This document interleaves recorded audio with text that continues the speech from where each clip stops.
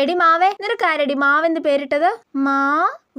അയ്യേ കൊള്ളൂല. നിനക്ക് ഞാൻ വേറെ പേരിടാം. കല്യാണിന്ന് പേരിടട്ടെ? കണ്ടോ ഞാൻ പറഞ്ഞില്ലേ, ഒറ്റയ്ക്ക് എന്ത് സംസാരിക്കുന്നത് കണ്ടില്ലേ? എന്റെ ചേച്ചി, അത് ഈ പ്രായത്തിലുള്ള പിള്ളേരൊക്കെ ഇങ്ങനെ ഒറ്റയ്ക്ക് സംസാരിക്കുമെന്നേ. ഇത് അതേപോലെ അല്ലടി. എപ്പൊ നോക്കിയാലും ചെടിയോടും മരത്തിനോടും പുല്ലിനോടും പുൽച്ചാടിയോടും, എന്തിനാ അവള് കല്ലിനോട് വരെ സംസാരിക്കുന്നത് ഞാൻ കണ്ടിട്ടുണ്ട്. ഇനി വല്ല ബാധയും കയറിയതായിരിക്കും എന്തോ. എന്റെ പൊന്നു ചേച്ചി, നമ്മുടെ അപ്പുറത്തെ വീട്ടിലെ ത്രേസ്യ ചേച്ചിയുടെ കൊച്ചുമോളില്ലേ, മിന്നൂസോ പൊന്നൂസോ, ആ കൊച്ചു ഇതേപോലെ സംസാരിക്കുമെന്നേ. അല്ലാതെ ഇത് ബാധ കയറിയതൊന്നും അല്ല. എടി കല്യാണി, ഇപ്രാവശ്യം ഇതുമൊക്കെ ഒരുപാട് മാങ്ങ തരണം കേട്ടോ. അണ്ണാങ്കുഞ്ഞിനൊന്നും കൊടുക്കല്ലേ. കൊടുത്താൽ നിന്നെ ഞാൻ ഇടിച്ച് ശരിയാക്കും. കണ്ടോ വയലന്റ് ആവുന്നത് കണ്ടോ? അവൻ നീ ആരോടാ സംസാരിക്കുന്നേ? ആരോടും ഇല്ല മമ്മി.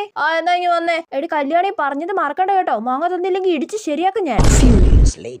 എടി കല്യാണി, നീ ഇപ്രാവശ്യം കുറവ് മാങ്ങയാണല്ലോ ഇടി തന്നെ. പകുതി മാങ്ങ നീ വവ്വാലിന് കൊടുത്തല്ലേ ഇടി കള്ളി. കണ്ടോ ഇവൾ ഇത്രയും വളർന്നിട്ട് പോലും ഇവളുടെ ഒറ്റയ്ക്കുള്ള സംസാരം നിന്നിട്ടില്ല. അപ്പൊ ഇതെന്തോ ബാധ കയറിയത് തന്നെ ചേച്ചി. ഇടിച്ച് ശരിയാക്കുന്നതിന് ഞാൻ